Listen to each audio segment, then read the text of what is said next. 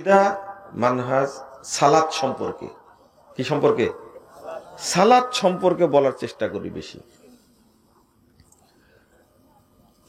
আকীদার পরে, আকীদা সংশোধনের পরে মানুষের জরুরি সংশোধনের দরকার হলো কি? সালাত। কিন্তু সালাতের ব্যাপারে আমরা গাফেল। আমরা কি? গাফেল। আপনি যদি হাদিসগুলো একটু লক্ষ্য করেন তাহলে স্পষ্ট বুঝবেন যে আমরা কত কত নোংরামির মধ্যে আছি। সালাত পড়ি কিন্তু সালাতটা আল্লাহর কাছে কবুল হয় না। সালাত পড়ি তো সালাতের কোনো প্রভাব পড়ে না। কবুল হচ্ছে কিনা সেটা তো জানি না, তবে এটা তো জানছেন আপনি কি সালাতের কোনো প্রভাব আমার উপরে আপনার উপরে নাই। এটা তো বুঝতে পারছেন নাকি? সালাতের প্রভাব থাকলে তো মানুষ চেঞ্জ হয়ে যেত, ভালো হয়ে যেত। মুসল্লির সংখ্যা বাড়ছে বেশি, কিন্তু হারাম খাওয়া, দুর্নীতি করা, আত্মসাৎ করা, মিথ্যা কথা বলা, জেনা করা, সুদ খাওয়া, এগুলো কমছে না বাড়ছে? বাড়ছে। তাহলে লাভ কি হলো? আল্লাহ রাব্বুল আলামিন বলছেন ফাওয়াইলুল লিল মুসাল্লিন, মুসল্লিদের জন্য ওয়াইল। মুসল্লিদের জন্য কি? ওয়াইল। তো ওয়াইলটা কি জিনিস? সাহাবীরা এই আয়াতের অনুবাদ করতেন ফাওয়াইলুল লিল মুনাফিকিন, যারা মুনাফিক মুসল্লি তাদের জন্য ওয়াইল। সূরা মারিয়াম 59 নম্বর আয়াতে আল্লাহ রাব্বুল আলামিন বলছেন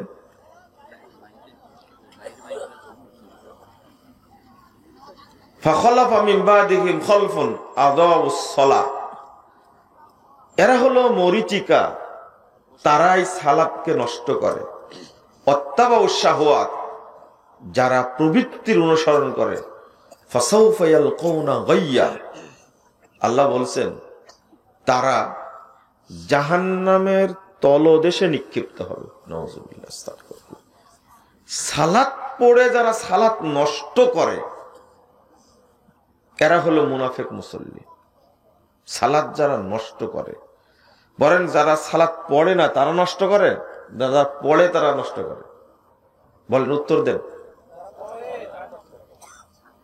যারা খাবার খায় না তারা কি নষ্ট করে না? যারা খায় তারা নষ্ট করে। হ্যাঁ, আদাউস সালাত। সহিহ বুখারীর 529 নম্বর একটা হাদিস আছে, 530 নম্বর হাদিস।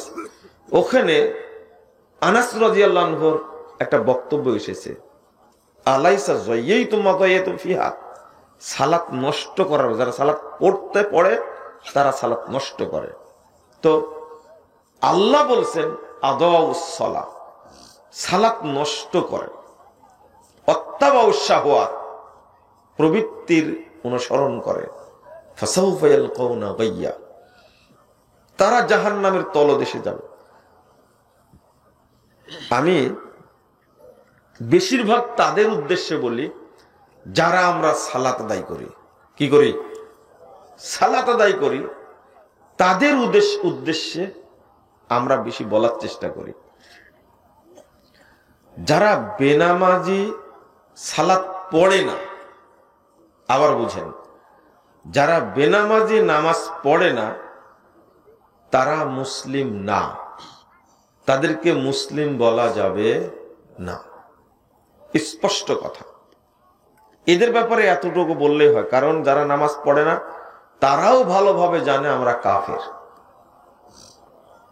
এই বক্তব্য একজন বেনামাজি শুনছে 70 বছর যাবত, 60 বছর যাবত শুনছে, তা তো নামাজ পড়ে না, তাই না? তার জীবনে বহু আলেম ওলামা মারা গেছে, কিন্তু সে ওইভাবে আছে, এখন পর্যন্ত চেঞ্জ হয়নি। তাহলে আপনার চেয়ে আমার চেয়ে ও ফতোয়া বেশি জানে। বরং ওর দাপট কি জানেন? আরে আমরা নামাজ না পড়লেও ইমান ঠিক আছে। বুঝতে পারলেন? এটা তার সালাতকে ব্যঙ্গ করা, ইমানকে ব্যঙ্গ করা। যারা শরীয়তের কোন বিধানকে ব্যঙ্গ করে তারা মুসলিম থাকে না, সাথে সাথে কি হয়ে যায়? কাফের হয়ে যায়। খুব সাবধান, শরীয়তের কোনো একটা অংশকে ব্যঙ্গ করা যাবে না। যেমন আপনি এই যে সালাতের মধ্যে এই আঙ্গুলটা ধরে এইভাবে নড়াতে হয় আর দৃষ্টিটা এখানে রাখতে হয়, নড়াচ্ছে, এটা সুন্নাত। এটা কি? সুন্নাত। রাসূল সাল্লাল্লাহু আলাইহি ওয়াসাল্লাম করতেন, সাহাবীরা করতেন, তাবেঈরা করতেন, তাবেঈরা করতেন, হাদিস দ্বারা প্রমাণিত সুন্নাহ এটা। কিন্তু আপনি একজন মুরব্বী, খুব দাপট বেশি, পট করে বলে ফেললেন যে সালাতের মধ্যে বকরির লেজের মতো নাড়াও কেন? বুঝেননি কথা? তাহলে ব্যঙ্গ করলো কাকে? সুন্নাহকে। কাফের হয়ে গেল। কি হয়ে গেল? ওকে আবার মুসলিম হতে হবে। তো এ তো এমনি মুশরিক, এ তো এমনি কাফের, নামাজ পড়ে না, তাই না? কিন্তু আবার কি করলো? বলছে নামাজ না পড়লে ইমান ঠিক আছে। বুঝেন কথা? এই যে কথাটা বললো, এ কিন্তু অযোগ্য লোক না, এত সুন্দর করে গুছায় কথা বলতে পারবে না। মানুষ কত খারাপ। ছোট ভাই বড় ভাইকে ডাকছে ফজরের টাইমে, যে চলো উঠো, আজান হয়ে গেছে, সালাত পড়তে যাই। তো বড় ভাই দরজা খুলে বলছে, ঘুমের ডিস্টার্ব করো কেন? তোমার সালাত তুমি পড়ো, আমার কবরে কি তুমি যাবে? আচ্ছা, এই লোকটা যে কথাটা বলল, এত যুক্তিপূর্ণ কথা বলল, ও যদি পাগল হতো, অশিক্ষিত হতো, মোটা হুঁশ যদি হতো, তাহলে বলতো? বলতো না। কত সুন্দর যুক্তি দিয়ে কথা বলছে। তোমার সালাত তুমি পড়ো, আমার কবরে কি তুমি যাওয়া? এই কথাটা শোনার পরে ছোট ভাইকে, এই মুরতাদকে, এটা মুরতাদ, কিন্তু এটা কি? মুরতাদ। এই মুরতাদকে আগামী 60 বছর একবারও বলবে না। ওর মুখের ভাষা এত খারাপের খারাপ, আর বলবে না। বলবে যে ও জাহান্নামে যায়, ওকে ডাকা যাবে না। যে ভাষা জবাবটা দিয়েছে যে আমার কবরে কি তুমি যাবা, এরপরের কোনো বক্তব্য আছে? বলেন তো দেখি। মানুষ কত নিম্ন শ্রেণীর হয়। যারা নামাজ পড়ে না তাদেরকে শাস্তি করার জন্য আপনার কর্মসূচি দরকার। কি দরকার? বর্তমানে মানুষ আকীদা নিয়ে কোনো চিন্তা করে না। কি করে না? আকীদা নিয়ে চিন্তা করে না, সালাত নিয়েও চিন্তা করে না, শুধু মনে করে পড়লেই হলো। কি মনে করে? পড়লেই হলো। এখন সব ওই যে বউ তালাক দিয়েছে, এখন এই মহিলাটাকে হালাল করবে কি করে, এই পথ বের করার জন্য গোটা দেশে হুজুররা গবেষণা করছে। যে বাংলাদেশের বর্তমান যে অবস্থাটা, একটু শরম, একটু লজ্জা মানুষের কিছু নেই। এই যে এখনো সমাজে প্রচলিত আছে হিল্লা বিবাহ, তাই না? আছে কি এখনো? আছে? হ্যাঁ, হাদিসে এদেরকে বলা হয়েছে ভাড়াটিয়া ষাঁড়। কি? ভাড়াটিয়া ষাঁড়। তওবা তওবা, আস্তাগফিরুল্লাহ, আস্তাগফিরুল্লাহ। যেটা শুনলাম, ইমামের পাহারায় বিয়ে দিছে, আর মিলন করানোর পরে বউ আবার ফেরত দিছে। বলেন এরা কি ইমাম? আপনারা বলেন হুজুর, কিন্তু আমি বলি কুকুর। এরা কুকুর বললেও কম বলা হয়, কারণ আল্লাহ বলে দিয়েছেন কি, বালহুম আদাল, তারা তার চেয়েও জঘন্য। নাউযুবিল্লাহ, আস্তাগফিরুল্লাহ, আস্তাগফিরুল্লাহ, আস্তাগফিরুল্লাহ। আপনারা, এটা যদি উমরের যুগ হতো তাহলে এদেরকে রজম করে একবারে বুক পর্যন্ত পুঁতে দিয়ে চারিদিক থেকে পাথর মেরে হত্যা করা হতো। বুঝছেন? যুগটা আসলে ওমরের যুগ না, এটা হলো ডক্টর ইউনূসের যুগ। বুঝতে পারলেন? কোন দিন ফিরে আসবে জানি না, তবে প্রত্যাশা করি আল্লাহ যেন দ্রুত ওই সোনালী যুগকে ফেরত দেন, যেখানে কোরআন সুন্নাহর বিধান কার্যকর হবে। না হলে এই সমস্ত এরা কি ইসলামের কর্ণধার? এরা মসজিদের ইমাম হতে পারে? যে ফালতু ফতোয়া দিয়ে 1 ঘন্টার জন্য বউটা আর একজনকে দিয়ে এটা হালাল করলো না হারাম করলো, বলে তো দেখি।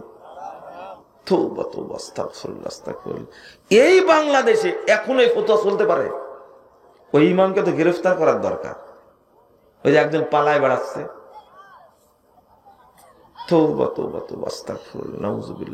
শোনেন,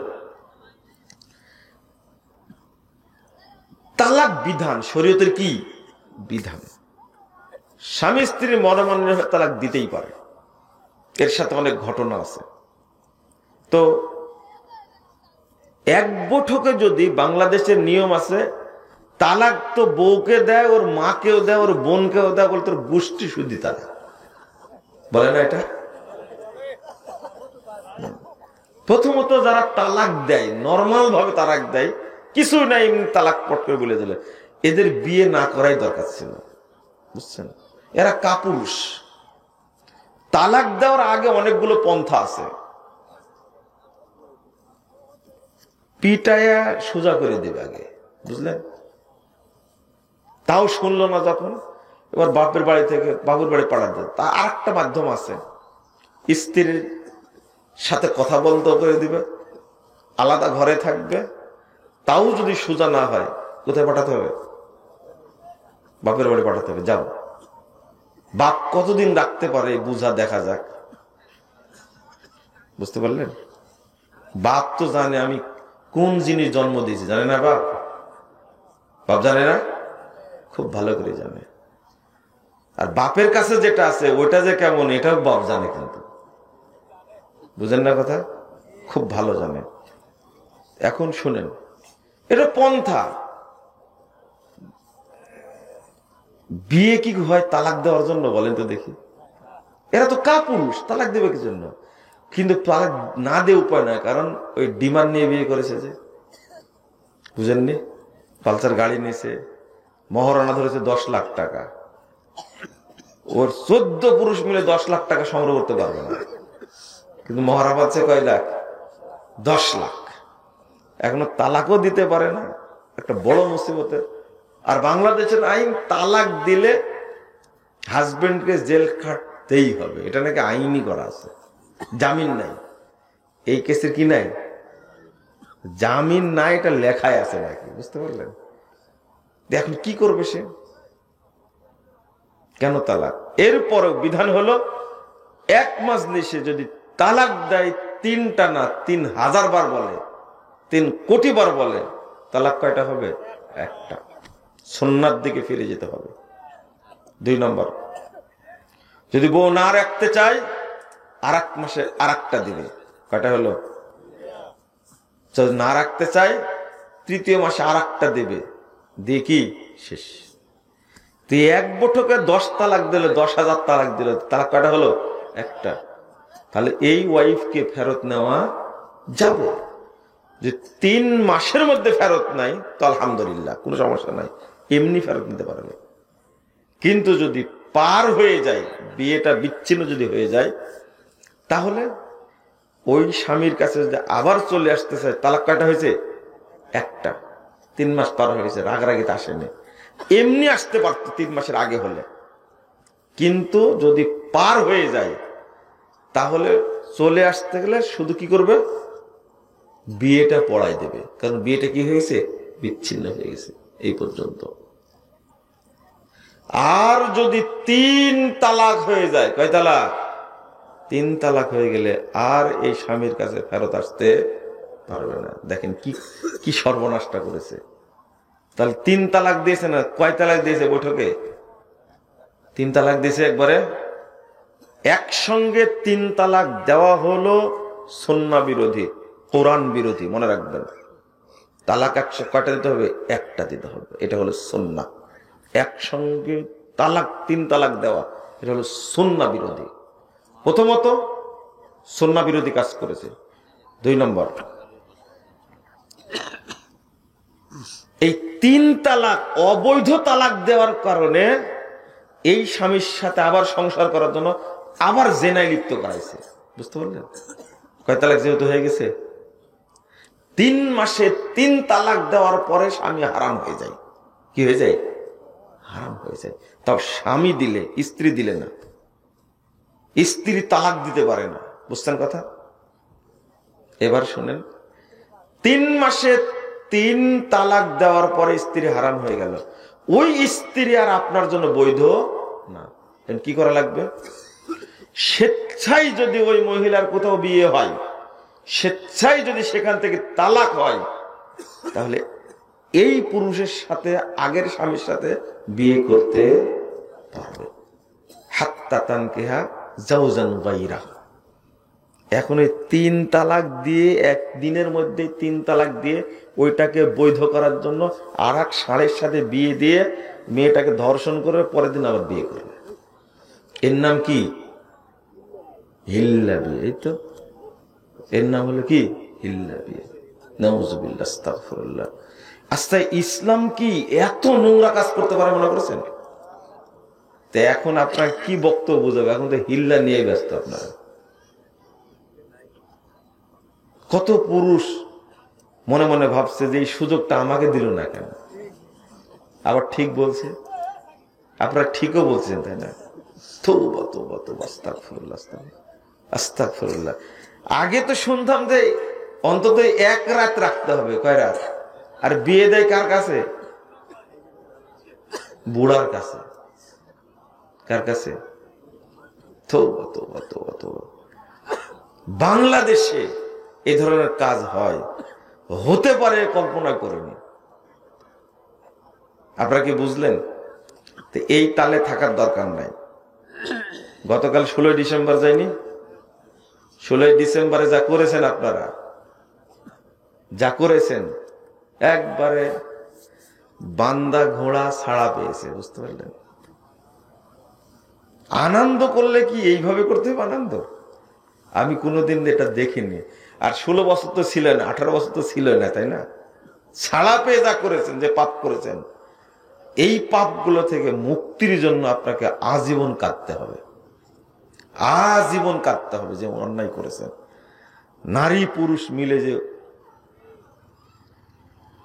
যে অবস্থা সৃষ্টি করেছিলেন, তো এই নিয়ে আমার কথা বলার দরকার নাই। আমি যে বিষয়ে কথা বলি ওর উপরে বলতে থাকি, দেখি কোনো কাজ হয় কিনা। নিঃসন্দেহে আপনার সালাত যদি আল্লাহর কাছে কবুল হয়, আপনি যদি মুসল্লি হন, তাহলে যে এই 16 ডিসেম্বরের কনসার্টে যেতে পারবেন?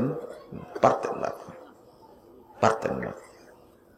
আল্লাহ রাব্বুল আলামিন বলছেন, ওয়াকিমিস সালাহ ইন্নাস সালাতা তানহা আনিল ফাহশাই ওয়াল মুনকার ওয়ালা যিকরুল্লাহি আকবার।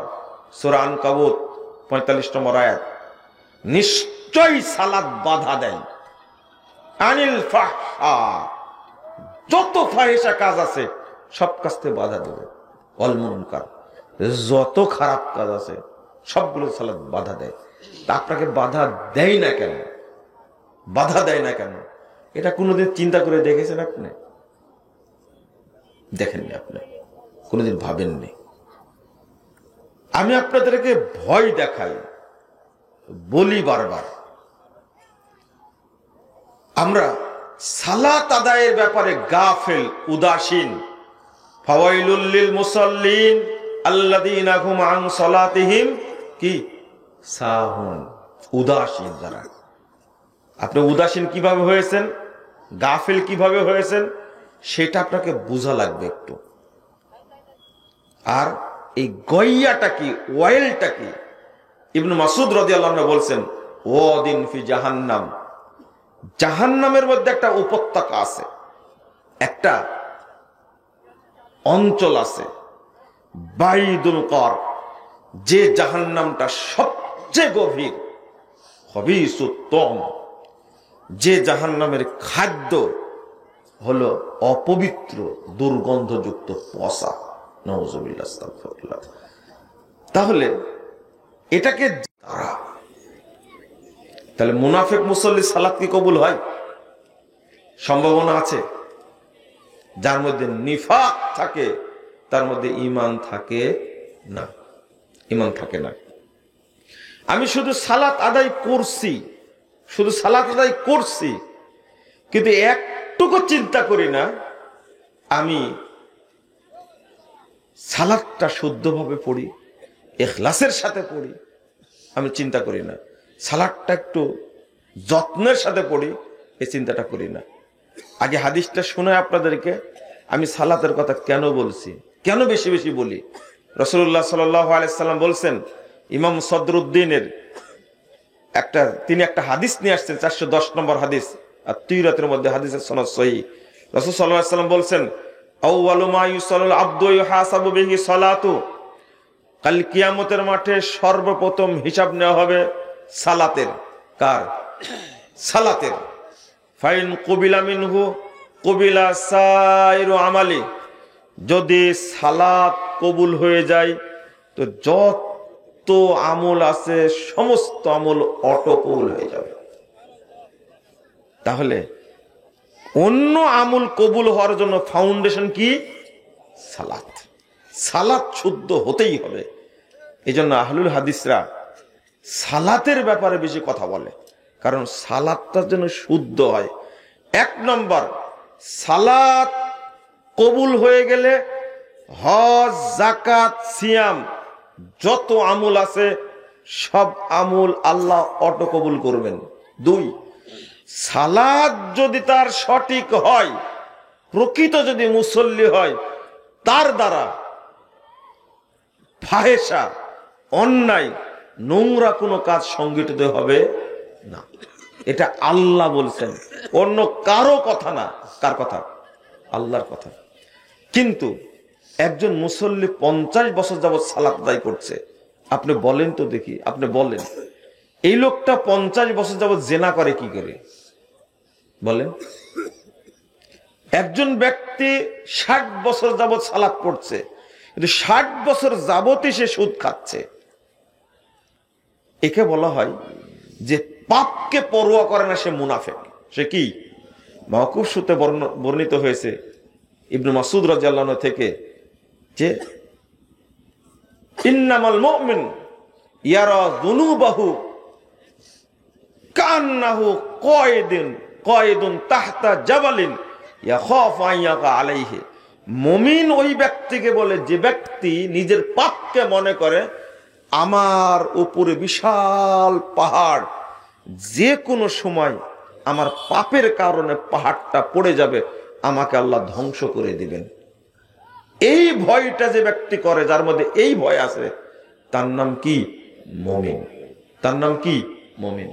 ওয়া আম্মাল ফাজির, আর মুনাফিক ওই ব্যক্তি ইয়ারা যুনুবাহু কাযুবাবিন মাররাল আনফি।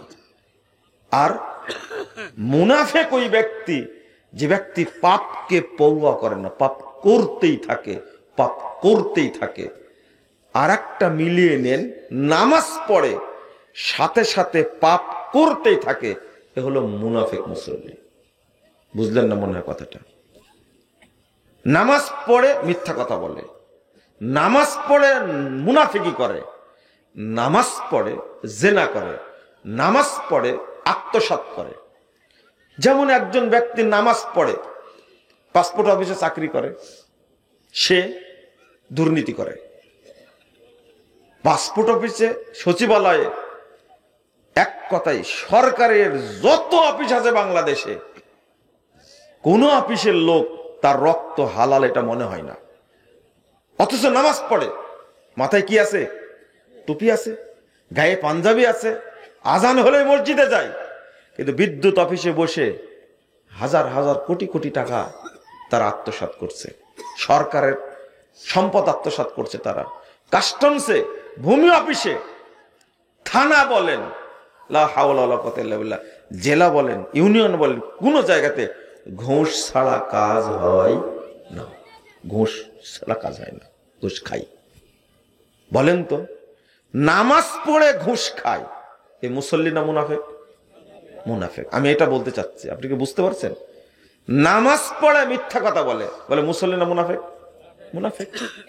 আর যে পাপকে পরোয়া করে না, পাপকে পরোয়া করলে কি নামাজ পড়ে সুদ খায়, নামাজ পড়ে জিনা করে, নামাজ পড়ে ঘুষ খায়? কোনোদিনই হতে পারে না এটা। এ মূলত মুনাফেক মুসল্লি। কি মুসল্লি? সেই সাথে আমি আর একটা কথা বলি যে আল্লাহ রাসূল সাল্লাল্লাহু আলাইহি ওয়াসাল্লাম বলছেন, ইন্নাল্লাহা ইউবগিজু কুল্লা আলিমিন বিদ-দুনিয়া জাহিলিন বিল আখিরা। আল্লাহ রাসূল বলছেন, যারা দুনিয়াবি জ্ঞান সম্পর্কে অনেক জানে কিন্তু পরকালের জ্ঞানের ব্যাপারে তারা কি? অজ্ঞ। কি? জাহেল। জাহেল বললে আপনারা মন খারাপ করছেন, তাই না? নবী মুহাম্মদ সাল্লাল্লাহু আলাইহি ওয়াসাল্লাম বলছেন জাহেল, আমি বললে মন খারাপ হয় কেন আপনাদের? হ্যাঁ, আপনারা তো বুঝেন না। আল্লাহ নবী বলছেন, আপনি ভালো করে শুনেন, ইন্নাল্লাহা ইউবগিজু কুল্লা আলিমিন বিদ-দুনিয়া। যত মানুষ আছে যারা দুনিয়াবি জ্ঞান সম্পর্কে অভিজ্ঞ, প্রাজ্ঞ, পণ্ডিত, যেই হোক না কেন, কুল্লা আলিমিন, যত মানুষ আছে, মানুষের মধ্যে যত লোক আছে, যদি জ্ঞানী হয় তারা দুনিয়াবি ব্যাপারে আর দিন সম্পর্কে যদি না জানে, পরকাল সম্পর্কে যদি না জানে, তাহলে আল্লাহ নবী বলছেন সে জাহেল। আর এদের উপরে আল্লাহ রাব্বুল আলামিন গজব বর্ষণ করেন। কি বর্ষণ করেন? গজব বর্ষণ করেন।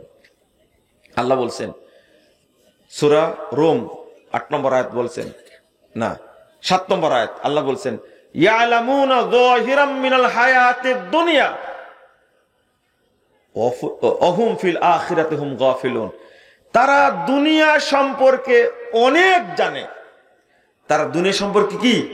অনেক জানে, কিন্তু পরকাল সম্পর্কে গাফেল। ভালো করে শুনে নেন, বাংলাদেশের অধিকাংশ যারা জেনারেল শিক্ষিত মানুষ, যারা অধিকাংশ জেনারেল শিক্ষিত মানুষ, সবার কথা বলবো না, বড় বড় ডিগ্রি আছে, তারা দিন সম্পর্কে গাফেল। দিন সম্পর্কে কি? গাফেল। গাফেল মানে কি জানেন? একদিকে তারা অভিশপ্ত, আর একদিকে গাফেল। গাফেল বলতে বোঝাচ্ছি, একজন ব্যক্তি দেখেন এত জানে বাংলাদেশের, বিশেষ করে আমরা যখন কলাম পড়ি বিভিন্ন সাংবাদিকের, এত জানু, আগামীকাল রাজনীতির একটা বিষয় আলোচনা হবে, ও পয়েন্টগুলো লেখার মধ্যে দিয়ে দেয়। ও কত চিন্তা করে ভাবেন তাহলে। যারা সংবিধান বিশেষজ্ঞ, এরা এতই পাণ্ডিত্য রাখে, সংবিধান সংস্কার হবে, ও আগে সব পয়েন্টগুলো দিতে পারে, কিন্তু ও পয়েন্টগুলো দিয়ে দেয়, আর ওই পয়েন্ট নিয়ে পরের দিন আলোচনা করে। তাহলে ও সাধারণ কোনো লোক না। আমি আপনাকে আরো বুঝাচ্ছি, এক একজন ডাক্তার এত বড় বড় ডাক্তার, এক একজন ইঞ্জিনিয়ার এত বড় বড় ইঞ্জিনিয়ার, তারা এত পড়াশোনা করে। আচ্ছা, বিসিএস ক্যাডার হতে কি সাধারণ পড়াশোনা করলে হয়? না, বিসিএস ক্যাডারকে অনেক পড়াশোনা করতে হয়, অনেক পড়াশোনা করতে হয়, প্রায় সবই জানা যায় আন্তর্জাতিক বিশ্ব সম্পর্কে। কিন্তু ও শরীয়তের ব্যাপারে এত গাফেল, এত উদাসীন। ও উদাসীন শুধু না, আলেমদেরকে দেখতে পারে না, এ দেখতে পারে না টুপিওয়ালাকে, মাদ্রাসা মসজিদকে সহ্যই করে না ও। বুঝতে পারলেন? আমরা ভালো বুঝি। এই মানুষটাকে জিজ্ঞেস করেন, টাস টাস করে উত্তর দেবে, সব জানে। ওই যে টকশো করে না, টকশো তো আপনারা শোনেন মনে হয়, তাই না? আমরা এগুলো শোনার সুযোগ হয় না। তো তারা জ্ঞান রাখে না এটা বলতে পারবেন না। বর্তমান রাজনীতিবিদ যারা আছে, এমনি কি রাজনীতি করে? জানে, কিন্তু আক্ষেপটা হলো তারা দুনিয়াবি বিষয়ে কি বলেন? গাফেল। দুনিয়াবি বিষয়ে তারা কি বলে, দিনের বিষয়ে গাফেল, আর দুনিয়ার ব্যাপারে কি এক্সপার্ট, পাকাপুক্ত, কঠিন। আল্লাহ রাব্বুল আলামিন বলছেন সূরা নামল 66 নম্বর আয়াত, বালিদ্দারাকা ইলমুহুম ফিল আখিরাহ। আল্লাহ বলছেন বরং তাদের আখিরাতের ব্যাপারে যে ইলম ছিল, এই ইলমটা নষ্ট হয়ে গেছে। কেন বলছেন? বালহুম ফি শাক্কিম মিনহা বালহুম মিনহা আমুন। আল্লাহ বলছেন যে আখিরাতের ব্যাপারে যে ইলম ছিল তাদের, এই ইলমটা কি হয়ে গেছে? নষ্ট হয়ে গেছে। এক। দুই নম্বর বলছেন বরং পরকালের ব্যাপারে তারা সন্দিহান, না পরকাল হবে না, মানুষকে আর কবর থেকে উঠানো হবে না, খামাখা হুজুরেরা বকবক করে। আরেকটা হলো বালহুম মিনহা আমুন। আল্লাহ আবার বলছেন বরং পরকালের ব্যাপারে, দিনের ব্যাপারে তারা কি? অন্ধ। আপনি সালাত আদায় করেন, কিন্তু আপনি সালাতের মধ্যে মনোযোগী না, সব জানা আছে আপনার, বলেন তো আপনি সালাতের মধ্যে যখন পড়ছেন আল্লাহুম্মা বাইদ বাইনি ওয়া বাইনা খাতায়ায়া কামা বা'আদতা বাইনাল মাশরিক ওয়াল মাগরিব, এটা জানেন না কেন বলেন তো দেখি?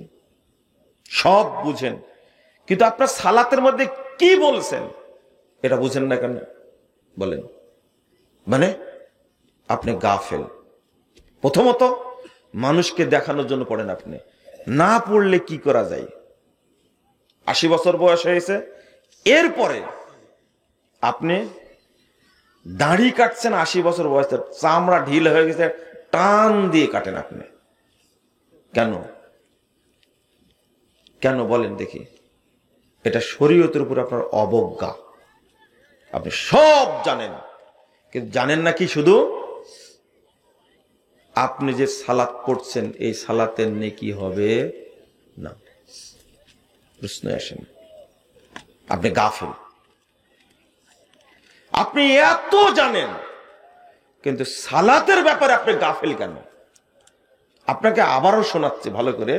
রাসূল সাল্লাল্লাহু আলাইহি সাল্লাম বলছেন ইন্নার রাজুল লা ইউসাল্লি সিত্তিনা সানা, তারা সালাত আদায় করবে, কোন কোন ব্যক্তি সালাত আদায় করবে 60 বছর যাবত, মা তুকবালু লাহু সালাতুন, তার সালাত কবুল হবে না, কোন সালাত কবুল হবে না। কেন বললেন এটা? 387 নম্বর হাদিস, তাবরানী কাবিরের মধ্যে এসেছে। রাসূল সাল্লাল্লাহু আলাইহি সাল্লাম বলছেন তারা রুব্বা মুসাল্লিন লা খায়রা ফি, আবার বলেন, আবার শুনেন, কতক মুসল্লি সালাত আদায় করে, অনেক মুসল্লি সালাত আদায় করে, কিন্তু সেই সালাতের কোনো নেকি নেই। রাসূল সাল্লাল্লাহু আলাইহি সাল্লাম বলছেন রুব্বা মুসাল্লিন লা খলাকা লাহু ইনদাল্লাহি আযজা ওয়া জাল, বহু মুসল্লি সালাত আদায় করে, কিন্তু আল্লাহর কাছে তার কোনো নেকি অংশ নাই। আপনি কি বুঝতে পারছেন কথাগুলো? বুঝেননি কথা? আচ্ছা বলেন তো কোন মুসল্লিকে বললেন এইগুলো? আমার প্রশ্ন, কোন মুসল্লিকে বলছেন? সালাত পড়ে কিন্তু কি নাই? নেকি নাই, নেকি নাই। দেখেন একজন দিনদার ব্যক্তি কিন্তু অশিক্ষিত, কি অশিক্ষিত, কিন্তু লোকটার মধ্যে তাকওয়া আছে। কি আছে? তাকওয়া আছে।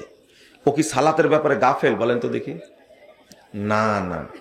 আজকে একবারে আল্লাহর কসম করে বলছে আজকের কথা, আজকে সৈয়দপুর এয়ারপোর্টে নামছি, নেমে আমি সালাত পড়তে গেলাম এয়ারপোর্টের ছোট্ট মসজিদ, ওখানে সালাত পড়তে, আজকের কথা বলছি, আজকের কথা।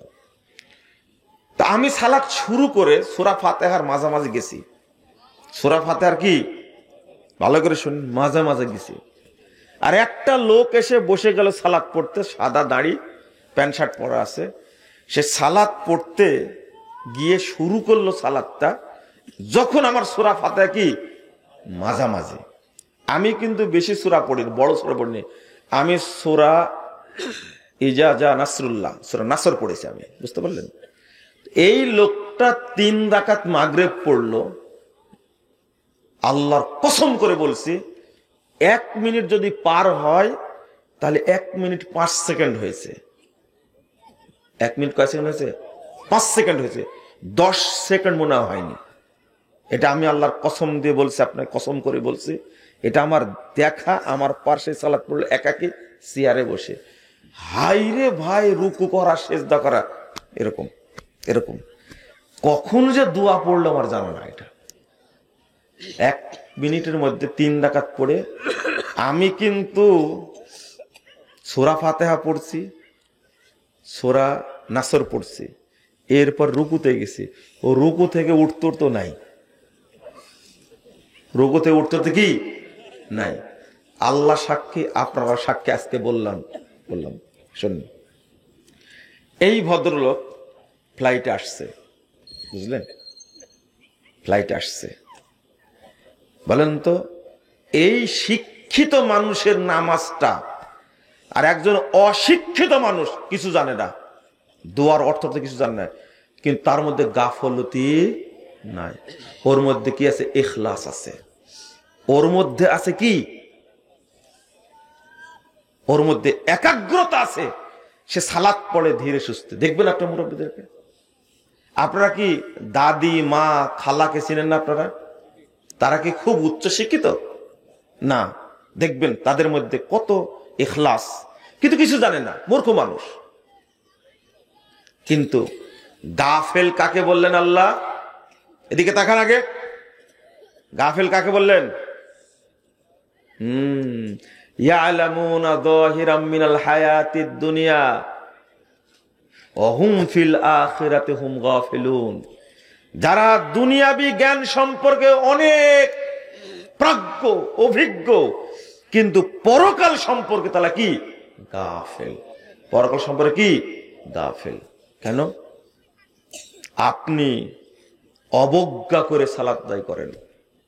আপনি একদিকে বলেন মাদ্রাসা শিক্ষাকে ফকিরি বিদ্যা বলেন, কি বিদ্যা বলেন? আপনাদের দেশে বলে না মনে হয়, তাই না? ফকিরি বিদ্যা। এই যে 3-4টা ছেলে হেফজুল করলো, তারপরে কি আপনার মেয়েরা 3টা পাগড়ি নিল, এরা পাগড়ি নিল, ওরা কি নেকাব নাকি বলে হিজাব নিল। আচ্ছা হলো, শোনেন শোনেন, আপনি দেখেন এর মধ্যে একজনও MBBS ডাক্তারের মেয়ে নাই, জিজ্ঞেস করেন, ছেলে নাই। এই আছে? একজনও নাই। প্রফেসরের সন্তান একজনও নাই, একজনও নাই।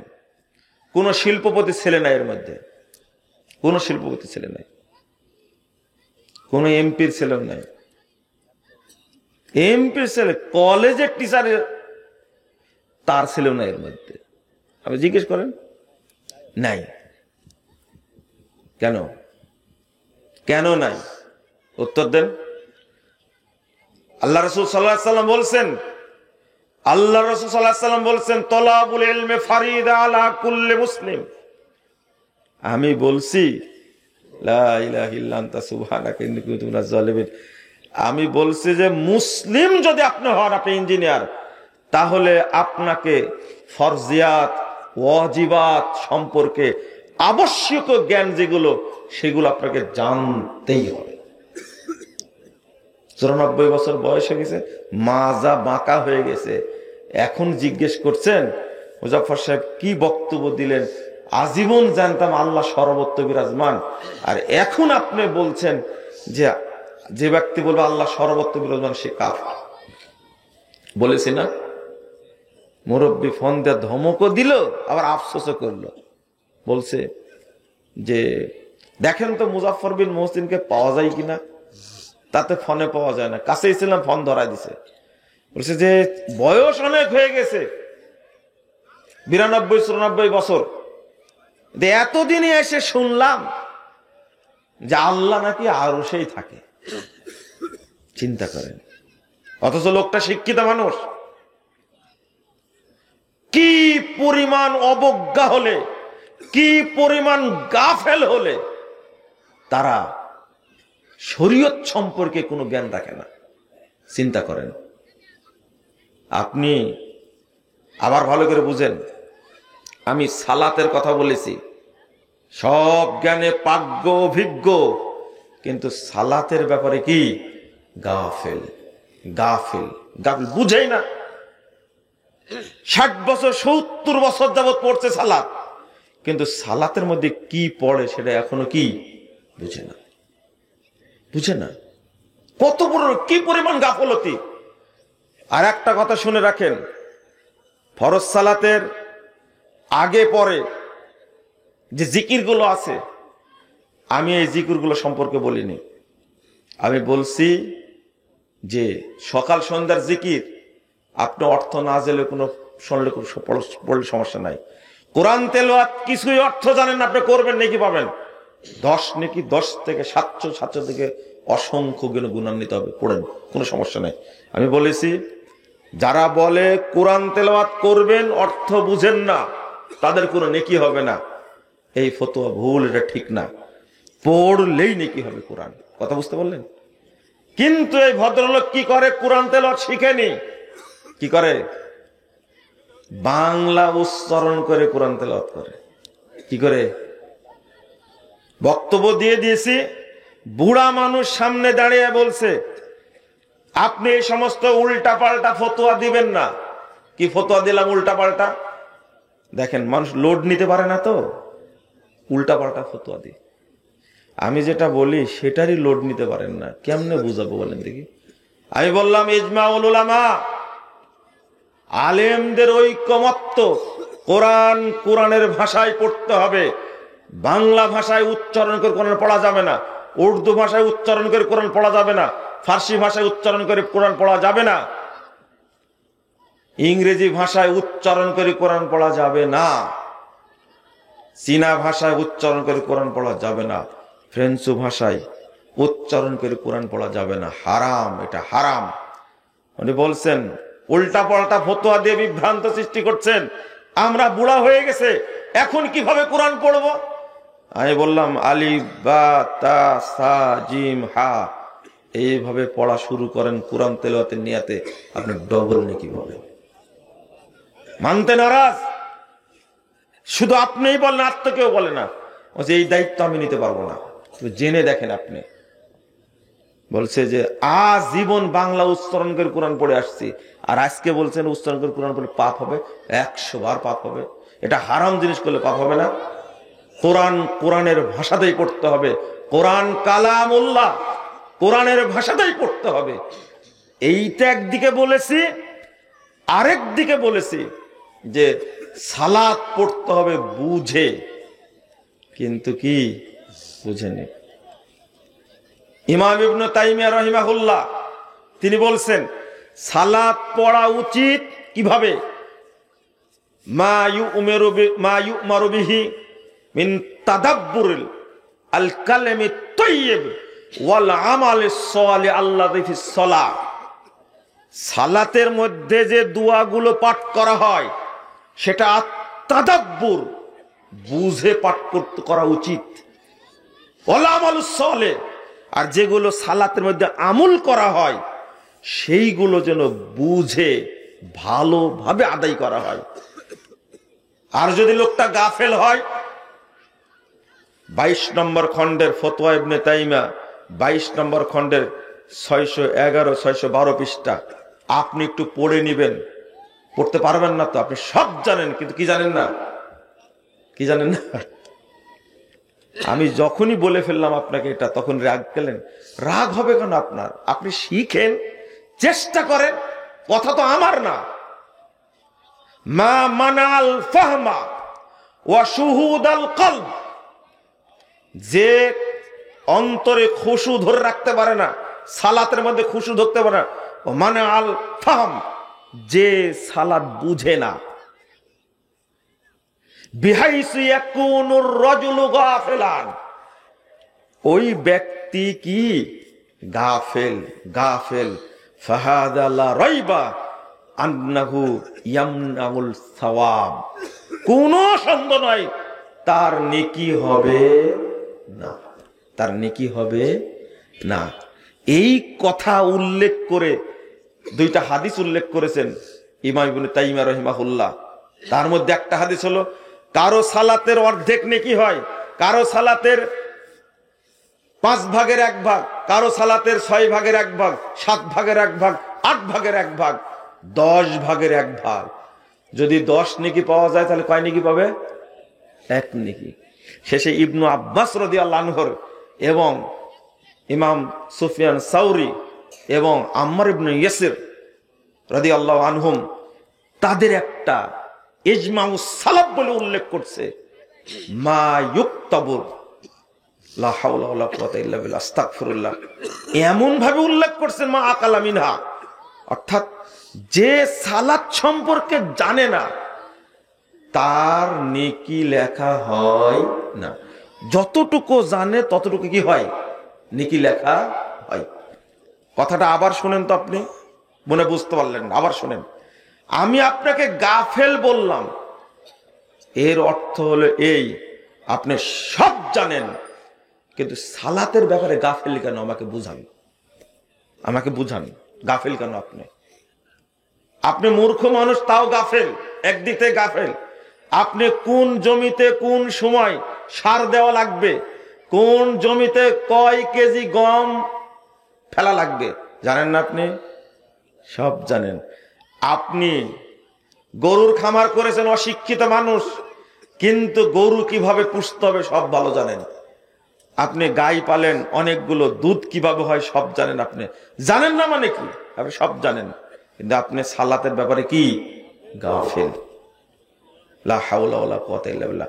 সালাতের ব্যাপারে গাফেল হওয়া যাবে না। আমি আপনাকে আরেকটা জিনিস বলছি,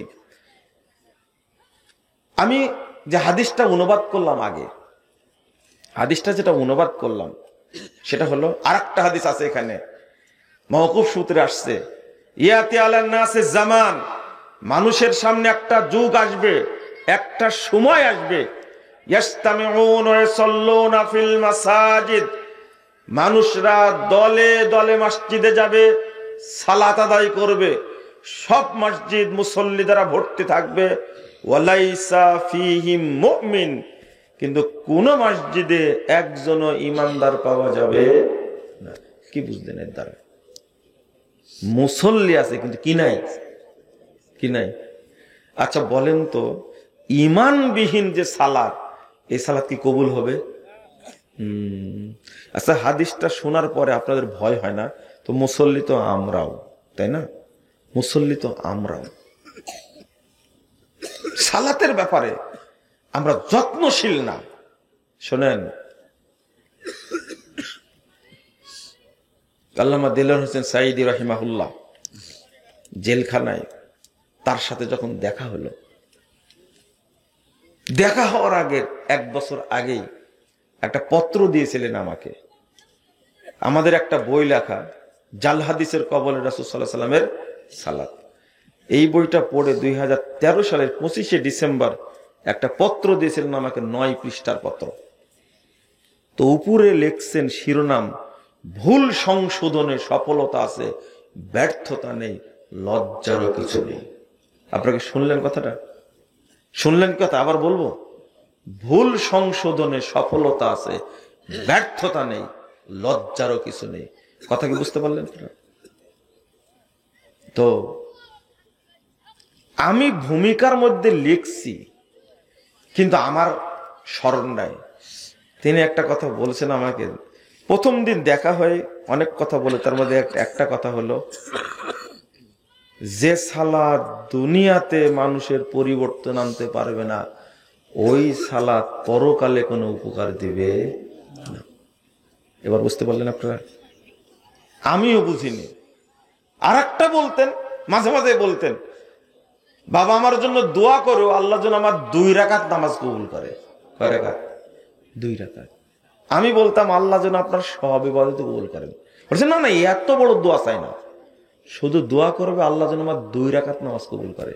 কিছুক্ষণ আগে হাদিসটা শোনালাম না? যদি সালাত কবুল হয়ে যায় তাহলে কি সব আমল অটো কবুল হয়ে যাবে। কিন্তু এদেশের মানুষকে আমি সালাত শিখাতে পারছি না। সালাত তারা সঠিকভাবে আদায় করতেই চায় না, বরং যারা সালাত পড়ে তাদের অবস্থা এতটাই নাজেহাল, এতটাই নাজেহাল। ইমাম ইবনুল কাইয়িম রাহিমাহুল্লাহ এই মুনাফিক মুসল্লির জন্য 6টা পয়েন্ট বের করেছেন। কয়টা দেখেন তো, এই 6টা পয়েন্টের মধ্যে কোন পয়েন্ট আপনার মধ্যে আছে কিনা? একটা একটা করে বলি। 1 নম্বর শুনেন, আত-তাখাল্লুফ আনিল জামা, নামাজ পড়ে জামাতে পড়ে না। নামাজ পড়ে জামাতে পড়ে না, এই লোক তো আমাদের মধ্যে নাই, তাই না? জামাতে সালাত পড়া ফরজ, ওয়াজিব, পড়তেই হবে। সঠিক টাইম আজান হচ্ছে, আপনি মসজিদে গিয়ে সালাত আদায় করে নেবেন জামাতে। আর যেখানে হয় না সঠিক টাইমে, আপনি একাকী পড়ে নেবেন, হাদিসে একাকী পড়ার কথা আসছে। 2 নম্বর, তাখিরুস সালাত, সালাত পড়ে দেরি করে পড়ে। কি করে পড়ে? দেরি করে। 1 নম্বর হলো কি, সালাত পড়ে কি জামাতে পড়ে না। হাদিস আসছে, মা ইয়াতাখাল্লাফু আনিস সালাহ ইল্লা মুনাফিকুন, মুনাফিকই কেবল জামাতে যায় না। বুঝতে পারলেন? মুনাফিক কেবল জামাতে যায় না। 2 নম্বর, সালাত দেরি করে পড়ে। 3 নম্বর, মুরাতুন নাস, মানুষকে দেখানোর জন্য পড়ে। 4 নম্বরটা হলো আল কাসালু ইলাইহা, সালাত পড়তে যায় কিন্তু অলসতা করে। কখন আজান হচ্ছে, কখন জামাত শুরু হচ্ছে, কখন ইকামত হচ্ছে, কখন ওয়াক্ত হচ্ছে, কোনো খোঁজ খবর নাই। এতই অলস, এ হলো মুনাফিক। কয়টা হলো? 4টা। 5 নম্বর, আল্লাহকে সময় দেয় না। এই যে আজকে কিছুক্ষণ আগে বললাম না, এত জোরে মারলো, সালাদটা পড়ে চলে গেল। 2 নম্বর, 2 নম্বর না, 6 নম্বর। 6 নম্বরটা কি? রুকু সেজদা করে কাকের মতো, মুরগের মতো। এই 6টা ভালো অভ্যাস আপনাদের মধ্যে আছে না নাই? আমার মনে হয় সবার মধ্যে কোনোটা কোনোটা আছে, নাই? তাহলে অবস্থাটা কি হবে? অবস্থাটা কি হবে? সালাত পড়ে সালাত কবুল না হলে, সালাত পড়ে সালাতের প্রভাব বিস্তার না হলে অবস্থাটা কি হতে পারে? আমি এই জিনিসটা বোঝানোর চেষ্টা করি, আপনারা বুঝেন। সালাতটা শুদ্ধভাবে আদায় করতে হবে ইনশাআল্লাহ। বলে ইনশাআল্লাহ করবেন তো? ইনশাআল্লাহ মনে হয় না। ইমাম সাহেবকে বলবেন আমাদেরকে সালাত শিক্ষা দেন, যেন সালাতের প্রভাবটা আমার উপরে পড়ে। আমি আগেই বললাম, সুদ এত বড় পাপ, কিন্তু মুসল্লি সুদ খায় কি করে? বরং মুসল্লি সুদ খাওয়ার পাশাপাশি বলে এটা সুদ না, এটা হলো ইন্টারেস্ট। এটা সুদ না, এটা হলো মুনাফা। এটা সুদ না, এটা কি? আর একটা কি আছে যিনি বললেন? প্রফিট। এটা লভ্যাংশ। এটা কি না? সুদ না, এটা কি? লভ্যাংশ। আহারে, কত প্রতারণা করবে। মানে হারামকে হালাল জেনে খাচ্ছে, হারামকে হালাল করে খাচ্ছে। পায়খানা হালাল না হারাম? হ্যাঁ, হারাম, তাই না? যদি জাল দিয়ে খায়, আপনি যতই যুক্তি দিয়ে সুদ খান কেন না কেন, কিয়ামত পর্যন্ত সুদকে হালাল করতে পারবেন না। হালাল করার কৌশল করাটাই ইমানের ঝুঁকি। কিসের ঝুঁকি? ইমানের ঝুঁকি। ঘুষ খাওয়ার পরে এই মুসল্লি সাইনবোর্ড লাগাইছে, আমি বললেই খেপে যান আপনি। সাইনবোর্ড লাগাইছে মুসল্লি, ঘুষ খেয়ে বলে পরিশ্রম করেই নিয়েছি। ঘুষদাতা বলছে পুলিশের একটা ধর্ম আছে, টাকা খেলে কাজ করে দেয়।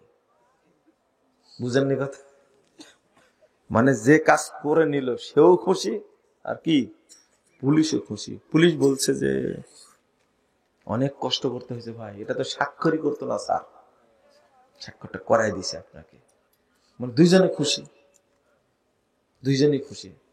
নাউযুবিল্লাহ, আস্তাগফিরুল্লাহ, আস্তাগফিরুল্লাহ, হাওলা ওয়ালা কুওয়াতা ইল্লা বিল্লাহ। আপনি কি বুঝতে পারছেন? বুঝেননি মনে কথাটা। এই পথ বন্ধ করবেন কি করে? সালাত পড়ে মাথায় টুপি থাকে, দাঁড়িয়ে আছে, পাঞ্জাবি আছে, এগুলো সব হলো সাইনবোর্ড। কি সাইনবোর্ড? এই সাইনবোর্ড লাগায়া, আলহাজ লাগায়া যত আকাম কুকাম সবই করে, যত আকাম কুকাম সবই করে। লা হাওলা ওয়ালা কুওয়াতা ইল্লা বিল্লাহ, নাউযুবিল্লাহ, আস্তাগফিরুল্লাহ। আমি আপনাদের বোঝাতে গিয়ে যেটা বলছিলাম, শীতও পড়ছে মনে হয়, আর আপনারাও খুব বিপদ মুসিবতে আছেন মনে হয়, তাই না? শীতের কারণে যে মুজাফফর বিন মুহসিন আসছে, দুইটা কথা না বললে কেমন হয়, শুনতে যায় একটু, তাই না? কিন্তু এই শীতের মধ্যে কেউ তো আসার কথা ছিল না। আর এই টাইমে যে শীত পড়ছে, তো আপনাদের দুইটা নসিহত করলাম এই যাব। কয়টা? একটা নসিহত করেছি শুরুতেই, আকীদা শুদ্ধ করে তারপরে কি কোথায় যাবেন? আল্লাহর কাছে যাবেন। আকীদা শুদ্ধ না করে মরা যাবে না। আর একটা কি? সালাত শুদ্ধ করতে হবে, মনে থাকবে? আর একটা বিষয়, সেটা হলো একটা হাদিস বলেছি, তলাবুল ইলমি ফারিদা আলা কুল্লি মুসলিম। প্রত্যেক মুসলিমের উপরে ইলম শিক্ষা করা কি ফরজ। ইঞ্জিনিয়ার সাহেব যদি মুসলিম হন, তা কি করা লাগবে? কি করতে হবে? দ্বীনের জ্ঞান অর্জন করতেই হবে। আল্লাহ রাসূল কি বলেননি প্রত্যেক মুসলিমের উপরে আলেম হওয়া ফরজ? তাই কি বলেছেন? না না না, ইলম শিক্ষা করা ফরজ। কোন ইলম? যে ইলম গুলো কি ওয়াজিবাত, ফরজিয়াত সম্পর্কে আবশ্যক, যেগুলো সম্পর্কে জানতে পারবেন, সেগুলো জানতেই হবে। আপনি আজকে প্রশ্ন করছেন, আমি বলি আপনি অভিশপ্ত কেন? এখনো আপনি পেশাব করা শিখেননি। বুঝেন না কথা? পেশাব করা শিখেননি। অভিশপ্ত অভিশপ্ত অভিশপ্ত, পেশাব করা শিখেন এখন পর্যন্ত। এখন পর্যন্ত আপনি সালাত সঠিকভাবে আদায় করা শিখেননি। 2 নম্বর, ওযু করা শিখেননি। কি করা শিখেননি? ওযু করা শিখেননি। ওই যে কিছুক্ষণ আগে একটা কথা শুনলেন না, কি বিষয় বললাম বলেন তো? ভুলে গেছেন আপনি? হ্যাঁ না না, কি উদাহরণ দিলাম ভুলে গেছেন? তাড়াহুড়া, এত তাড়াতাড়ি ভুলে গেলেন আপনারা? হ্যাঁ না, আমি বলছিলাম যে একটা লোক 92-94 বছর বয়স, সে এখনো আল্লাহ কোথায় আছে সেটাই কি জানে না। আমি বললাম যে ওই যে হুজুরেরা যে ওয়াজ করে শুনেননি, যে কবরে মায়েতকে বসালে, মাটি দিলে 2 জন ফেরেশতা বসায়, প্রশ্ন করে, প্রশ্নের উত্তর দেওয়ার পরে আল্লাহ আসমান থেকে বলেন আমার বান্দা সত্য বলেছেন। এতদিন শুনেছেন তো জানেন না কেন?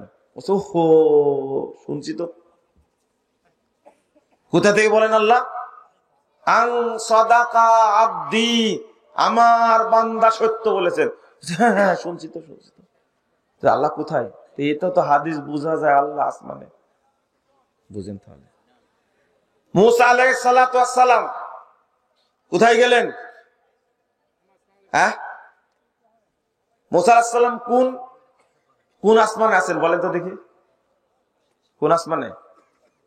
হ্যাঁ, কোন আসমানে জানেন না? এটা 6ষ্ঠ আসমানে। কোন আসমানে আছেন? 6ষ্ঠ আসমানে। তো যখন আল্লাহ রাসূল সাল্লাল্লাহু আলাইহি ওয়াসাল্লাম 50 ওয়াক্ত নামাজ নিয়ে আসলেন, দেখা হলো মুসা আলাইহিস সালামের সঙ্গে, তখন কি বললেন? মুহাম্মদ যাও, পারবে না তোমার উম্মত। আবার ফেরত গেলেন। কোথায় যাচ্ছেন? আমেরিকা? কোথায়? কোন পর্যন্ত গেছেন আল্লাহ নবী সেটা বলেন না। 7ম আসমান শুধু হলো সিদরাতুল মুনতাহা পর্যন্ত না? সিদরাতুল মুনতাহা কোথায়? সিলেটে। কোথায়? উত্তরটা দেন না কোথায়?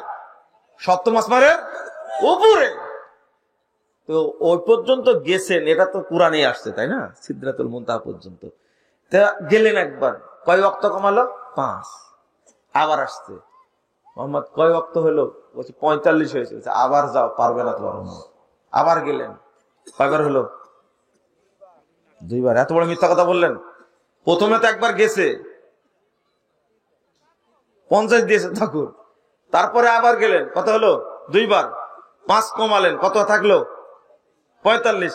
পরে আবার গেলেন, কত কমলো? আবার 5 কমলো, এবার 40 হলো। আর কত বাকি থাকলো? 35 থাকলো। কমাতে হলে কত? 35। আর কয়বার হবে? 5-7টা, আরো 7বার। মনে পড়ছে কয়বার হলো আল্লাহর কাছে গেছেন? মুসা আলাইহিস সালাম সাহেব দেখা করে 9 বার গেছেন, আর প্রথমবার করে 1বার। কোথায় যাচ্ছেন বলেন তো আল্লাহ রাসূল? কোথায় যাচ্ছে? লন্ডনে না সাদের দেশে? ফাজলামিরও তো একটা সীমা আছে রে। আল্লাহ যদি সব জায়গায় থাকে, তো আল্লাহ রাসূল বারবার যাচ্ছেন আল্লাহর কাছে, আর কমানে আসছেন 5 করে। 5 যখন হয়েছে, তখন বলছেন মুসা আলাইহিস সালাম বলছেন, মুহাম্মদ আবার যাও, আমি উম্মত চড়াইছি, তুমি পারবা না। আসছেন কেন? তখন রাসূলুল্লাহ বলছে, আমি লজ্জা পাচ্ছি, আর আল্লাহর কাছে যাব না। ঘটনা ঠিক, মুসা আলাইহিসসালামটা ঠিক হয়েছে। এই জাতি এই 5 ওয়াক্তই পড়ে না। ঠিক, এই 5 ওয়াক্তের মুসা আলাইহিস সালাম কত অভিজ্ঞ ব্যক্তি, এই 5 ওয়াক্তে পড়ে না। আজকে সৈয়দপুর এয়ারপোর্টে ভাই সিকিউরিটি কত মহব্বত করে আমাদেরকে। আজকে তার ছেলে সন্তান হয়েছে, বুঝছেন? আমাকে দেখতে পায় জোর করে, এর আগে অনেকবার চেষ্টা করেছে, কিন্তু আজকে মিষ্টি খাওয়ায় ছাড়ছে আমাকে। একটা মিষ্টি খেতেই হবে, আজকে ছাড়া না আপনাকে। এত মহব্বত, কত মহব্বত তার ঠিক নাই। প্রথম সন্তান হয়েছে, ছেলে বাবু হয়েছে, বুঝছেন? নাম রাখছে মুসা। কি? মুসা বিন মোহাব্বত, বুঝছেন? মুসা বিন মোহাব্বত। ফিলিংসটা কি জানেন? মুসা নাম রাখলেন, মাশাআল্লাহ। বলতে সর্বাধিক কোরআনে সবচেয়ে যে নবীর নাম বেশি উচ্চারিত হয়েছে, সেটা হলো মুসা আলাইহিস সালাম। এই জন্য আমার ছেলের নাম রাখছে কি? মুসা। আর আপনি রাখলে বলবেন কি? স্প্রিং, বল্টু, পল্টু, নাট, এগুলো রাখবেন আপনি, তাই না? সুমন, কুমন, ছেঁচড়া, এইগুলো রাখবেন না, পচা। কিন্তু একজন জেনারেল শিক্ষিত মানুষ, তার মধ্যে ফিলিং যেটা দেখেন, বলছেন যে সবচেয়ে বেশি যে নবীর নাম কোরআনে উচ্চারিত হয়েছেন, তিনি হলেন মুসা আলাইহিস সালাম। আমি আমার বাচ্চাটার নাম যদি মুসা রাখি, তাহলে কি ভালো হবে? তাও জিজ্ঞেস করছে। বলেন তো, এই লোকটা জেনারেল শিক্ষিত, কিন্তু অহংকার আছে ভিতরে। কি বুঝলেন? ভক্তি কত! আরে কিছু ধরতেই দিচ্ছে না, ব্যাগ নিচ্ছে, খাওয়াবে, গাড়ি পর্যন্ত উঠাই দিল, কোনো সমস্যা নাই তার। আবেগ আর অনুভূতি কি যারা শিক্ষিত মানুষ। বলেন তো, এই লোকটা কি গাফেল? জাকির নায়েক তো ডাক্তার একজন, তাই না? জাকির নায়েক কি ডাক্তার, তিনি কি গাফেল? কত হুজুরের চেয়ে বড় পরহেজগার তিনি, জানেন আপনি? আপনি কি কি মনে করেছেন আপনি? লা হাওলা ওয়ালা কুওয়াতা ইল্লা বিল্লাহ। আল্লাহ যেন আমাদের বুঝার তৌফিক দান করে। কথা বুঝতে পারলেন? এগুলো মনে রাখবেন ইনশাআল্লাহ। রাত অনেক হয়ে গেছে, এখন ছেড়ে দিচ্ছি। আজকে কোনো প্রশ্ন নেই, তাই না? মাশাআল্লাহ। দেখি, দেন প্রশ্ন দেন। হ্যাঁ, দিক ইউটিউবের প্রশ্ন দিক, সমস্যা কি? দেখ প্রশ্ন দিক, প্রশ্ন দিলে উত্তর দিব।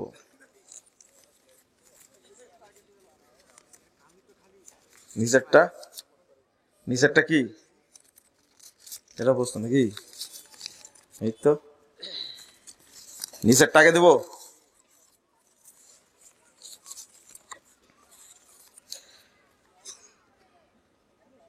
প্রিয় শায়েখ, আপনার লেখা বই ভ্রান্তির জ্বালায় কিয়ামতের দিন, বইটা আমি আপনার সিরাত লাইব্রেরিতে কিনতে যাই, তারা বলছে ছাপানো হয় না। বইটি আমার দরকার, কবে পাবো? দোয়া করতে থাকেন। কি করতে থাকেন? দোয়া করতে থাকেন। কারেকশন করছি, ইনশাল্লাহ দিব, ইনশাল্লাহ। মাযহাব মানা কি ফরজ? মাযহাব না মানা ফরজ। বুঝলেন? মাযহাব মানবেন রাসূলুল্লাহ সাল্লাল্লাহু আলাইহি ওয়াসাল্লাম মাযহাব, আপত্তি আছে? মাযহাব মানলে মানবেন 4 খলিফার মাযহাব। কার? তারা জান্নাতি সাহাবী। কিন্তু যে যুগের, স্বর্ণ যুগের পরে যেখানে মাযহাব তৈরি হয়েছে, সেইগুলো নিয়ে আপনারা তাড়াহুড়া করবেন কেন? বুঝলেন? যদি প্রশ্ন করে আপনাকে, রাসূল সাল্লাল্লাহু আলাইহি ওয়াসাল্লাম কোন মাযহাবের অনুসারী ছিলেন? ইমাম আবু হানিফা, ইমাম শাফি রাহিমাহুল্লাহ, তিনি কোন মাযহাবের অনুসারী ছিলেন? বুঝেন না কথা? আশা করি বুঝবেন। আমরা ইমাম আবু হানিফা রাহিমাহুল্লাহকে সর্বোচ্চ সম্মান দেওয়ার চেষ্টা করি। আমরা ইমাম শাফি, ইমাম মালিক, ইমাম আহমদ বিন হাম্বল রাহিমাহুল্লাহ, তাদেরকে সম্মান দিই, কিন্তু কোরআন হাদিসের উপরে কারো কথাকে প্রাধান্য দেই না। তাদের কথা যদি মিলে যায় আলহামদুলিল্লাহ। প্রশ্ন, আপনি বলেছেন অর্থ বুঝে সালাত না পড়লে কবুল হবে না, এটা সালাফদের কেউ বলেছেন? আপনি কি আল্লাহর সাথে বাহাস করবেন? যারা মারা গেছে তাদের পরিণাম কি হবে? আপনার বুঝতে ভুল হয়েছে, বুঝতে ভুল হয়েছে। আমি যারা জেনারেলি শিক্ষিত মানুষ, তাদেরকে দ্বীনের সাথে সম্পৃক্ত করতে চাচ্ছি। কথা বুঝতে পারলেন? আমার বক্তব্যটা যেখান থেকে শুরু হয়েছে, দয়া করে সেখান থেকে শুনেন আপনারা। আমার একটা বক্তব্য 1 মিনিট 2 মিনিট শুনবেন না দয়া করে। কোথা থেকে শুরু করেছিস এইটা দেখেন। এটা তো আজকেও বললাম আমি, তাই না? আজকেও তো বললাম আমি। সালাফদের কেউ বলেছেন কেন আপনার লা হাওলা ওয়ালা কুওয়াতা ইল্লা বিল্লাহ। আমি ইবনু আব্বাস রাদিয়াল্লাহু আনহুর কথা বললাম কিছুক্ষণ আগে না? ইমাম সুফিয়ান সাউরি, সাহাবী আম্মার ইবনে ইয়াসির রাদিয়াল্লাহু আনহু, তার কথা বললাম। রাসূল সাল্লাল্লাহু আলাইহি ওয়াসাল্লামের কথাটাও বলেছি। সালাত পড়ার সময় কি করতে হবে? আমি বলেছি যারা জানা মানুষ তারা সালাত জেনেই পড়বে। এবার বুঝতে পারছেন কথা? তারা কি জেনেই পড়বে। কিন্তু এটা আপনারা ঘাড়ে নিলেন কেন? আজকেও বললাম যারা গাফেল আমি তাদের ব্যাপারে। কথাটা তো আমার না, নেকি হবে না, কথাটাকে আমি বলতে পারি? আবার শুনে কথাটা, কেউ সালাত পড়ছে তার নেকি হবে না, এই কথা কি আমার বলার কোনো অধিকার আছে? আমি যদি কারো কথা না পাই, ইমাম ইবনে তাইমিয়া রাহিমাহুল্লাহ কথাটা এখনই বললাম আপনাদেরকে। সেটা কি? মা মানা আল ফাহমা ওয়া শুহুদ আল কলব বিহাইসু ইয়াকুনু রাজুলু গাফিলান ফাহাদা লা রাইবা আন্নাহু ইয়ামনাউ সাওয়াব। বলছেন যে যে সালাত পড়ে এমন গাফেল, সে অন্তরকে ধরে রাখতে পারে না, অর্থাৎ খুশু নাই, আর একটা জিনিস সালাত বুঝে না, এমন গাফেল যদি কেউ হয় সালাতের ব্যাপারে, তার সওয়াব হবে না। কথাটা তো আমার না, আর একটা 22 নম্বর খণ্ডের 511-12 পৃষ্ঠা আর একটা শুনেন। ইমাম ইবনুল কাইয়্যিম রাহিমাহুল্লাহ বলছেন, তিনি ভালো করে শুনেন, বিইজমাইস সালাফ ইন্নাল্লাহা লা ইয়াকতুবু লিল আবদি মিন সালাতিহি ইল্লা মা আকালা মিনহা ওয়া হাযারাহু কলবা। দুইটা কথা আসছে এখানে। আল্লাহ রাব্বুল আলামিন বান্দার কোন সালাতের কোন নেকি লেখেন না, যেটা আমল করছে সে ব্যাপারে যতক্ষণ সে জ্ঞাত না হবে। তারপরের বাক্যটা হলো, সেটা হলো ওয়াহাদারাহু কলবা, তার অন্তরে সেটা কি থাকা লাগবে? অন্তরে খুশু থাকা লাগবে। তাহলে একটা হলো বুঝা আর অন্তরে খুশু থাকা, এই দুইটা জিনিস লাগবে। শুধু তাই না, সৌদি আরবের আলেমগণ বলছেন যে ফতোয়া বোর্ড বলছেন ইয়ামবাগি লিমান দাখালা ফিস সালাত, যে ব্যক্তি সালাতে প্রবেশ করবে আইয়াস্তাহযিরা কলবাহু ওয়া ফিকরাহু ওয়া ফি তাদাব্বুরে মা ইয়াকরা, সে অন্তরটা তার চিন্তাটা সালাতের মধ্যে রাখবে। আর একটা কথা বলছেন ওয়া মিন তাদাব্বুরে মা ইয়াকরা, সে যেটা পড়ে সেটা যেন বুঝে। আর তাদাব্বুর মানে কি? ইবনে উসাইমিন রাদিয়াল্লাহু আনহু রাহিমাহুল্লাহ, ইমাম ইবনে উসাইমিন রাহিমাহুল্লাহ তিনি বলছেন যে খুশু বলতে একবারে আল্লাহর দিকে অন্তরটা রুজু করা। 2 নম্বর হলো ওয়ায়াতাদাব্বারু মা ইয়াকরা ওয়ায়াতাআম্মালু মা ইয়াফআল মা ফালা, অর্থাৎ যা সালাতের মধ্যে পড়বে সেই সম্পর্কে যেন সে বুঝে, এটা হলো খুশু। আর একটা হলো অন্তরে, অর্থাৎ যা সালাতের মধ্যে করছে সেটা যদি মনোযোগের সাথে করে। আমি আপনাদের বুঝাতে চেয়েছি আমাদের উচিত সালাতটা আমরা পড়বো কি করে, বুঝে পড়ে। আপনি আর একটা কথা শুনেন, আমি কিন্তু বলিনি যে সালাতের বাহিরে যে দোয়াগুলো আছে এই দোয়াগুলোর অর্থ জানতেই হবে। ইবনে হাজার আসকাল রাহিমাহুল্লাহ বলছেন জিকির তাসবিহ সকাল সন্ধ্যা জিকিরের অর্থ যদি কেউ না বুঝে কোনো সমস্যা নাই, কিন্তু সালাতের মধ্যে কি চেষ্টা করবেন অর্থটা বোঝার। বিশেষ করে যারা গাফেল সালাতের অর্থের ব্যাপারে, অথচ দুনিয়া বিজ্ঞান সম্পর্কে অনেক জানে, তাদের জন্য একটা ভয়াবহ ব্যাপার। আপনি বলেছেন এখানে আপনি কি আল্লাহর সাথে বাহাস করবেন? আচ্ছা, আল্লাহর সাথে কেউ বাহাস করতে পারে? আপনি এটা লিখতে পারলেন? আপনি কি এটা লিখতে পারলেন? আমি একটা কথা বলেছিলাম যে এই সমস্ত জ্ঞানী মানুষের যারা শরীয়ত সম্পর্কে জানে না, তাদের সালাত যদি কবুল হয়, যদি নেকি হয়, কবুল না, সালাত যদি নেকি হয় তাদের, তাহলে আপনার সাথে চ্যালেঞ্জটাকে আল্লাহর সাথে করেছি, কার সাথে করেছি? চ্যালেঞ্জ কার সাথে? আপনার সাথে করেছি আমি। চ্যালেঞ্জ তো আরো বিষয় আমরা করি, সেটা হলো যে ব্যক্তি মুশরিক, কবর পূজা, খানকা পূজা করে মারা যায়, তার ঈমান আছে? ও মুশরিক হয়ে মারা গেছে।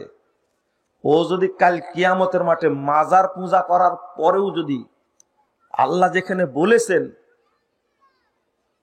কি তারা অন্তরে কুফুরিকে সাক্ষ্য দিয়েছে, তারা কাফের হয়ে মারা গেছে, কত উদাহরণ নেবেন? তারা কি জান্নাতে যাবে? বুঝেননি? যদি মুশরিকদেরকে জান্নাতি বলেন তাহলে আপনার সাথে আমি চ্যালেঞ্জ, আপনি কোন দলিলের ভিত্তিতে বললেন? আর আমি ওই কথাটা বলছি, চ্যালেঞ্জ কথাটা বলেছি বিইজমাই সালাফ। এই কথাটা এত গুরুত্বপূর্ণ, এত শক্ত কথা যে আমি কথার ধারায় আমি বলেছি এই রকম জ্ঞান অর্জন করার পরেও যারা সালাত পড়তে গিয়ে গাফলতি করে তাদের যদি নেকি হয় এই সালাতের চ্যালেঞ্জ, আমি কথাটা বলেছি। তা আমি আল্লাহর সাথে তো বাহাস করতে চাইনি, আল্লাহর সাথে আমি বাহাস করবো? আপনি আর একটা কথা লিখেছেন যারা মারা গেছে তাদের কি হবে, তাই না? মারা তো শুধু আপনার গেছে, আমার মারা যায়নি, আমার কেউ মরেনি, তাই না? আমার দাদা দাদি মরেনি, নানা নানি মরেনি, মরছে তো।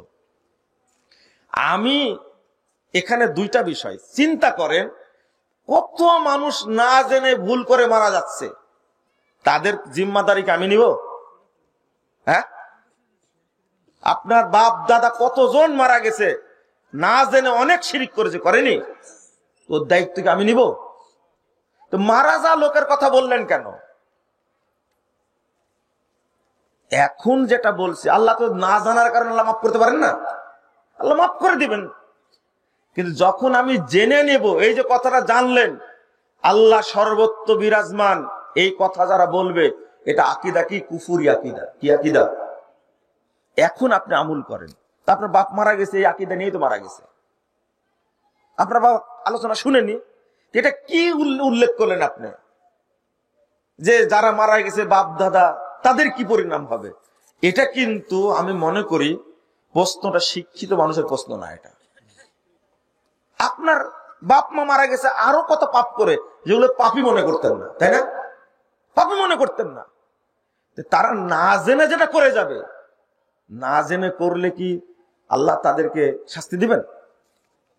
হায় হায় হায় হায়, এটা কিন্তু আমার উপর ক্ষোভ। শুধু কি করেছেন?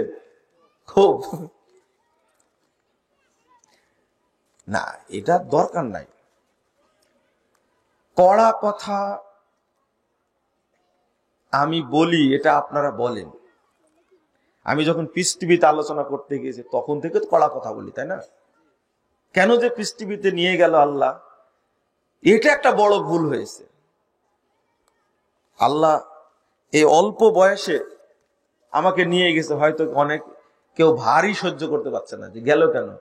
পিস টিভিতে গিয়েও ঘটনা ঘটছে এরকম। আমাকে একজন বলছেন যে তুমি এ বিষয়ে আলোচনা করতে এসে তুমি এটা জানো?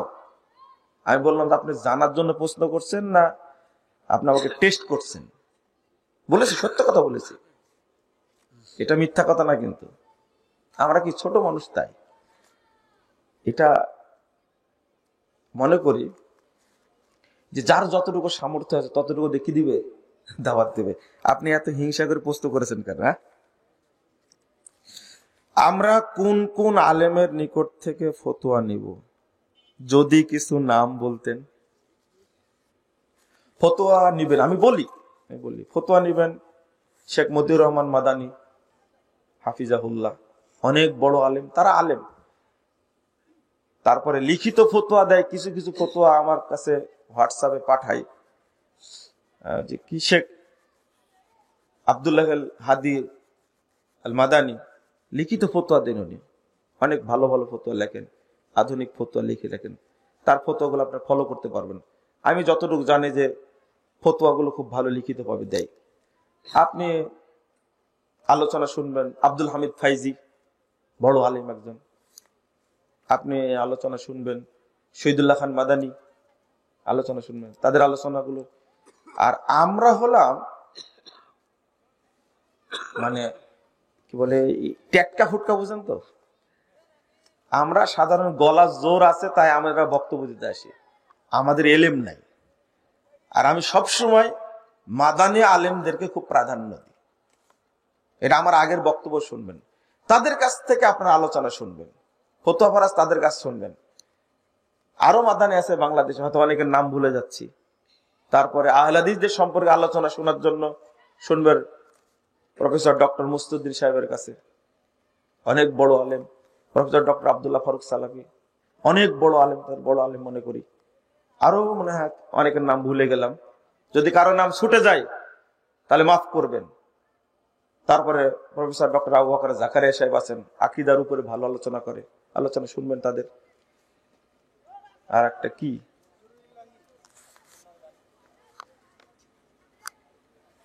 আমি মানহাজের বাহিরে যারা যাবে না,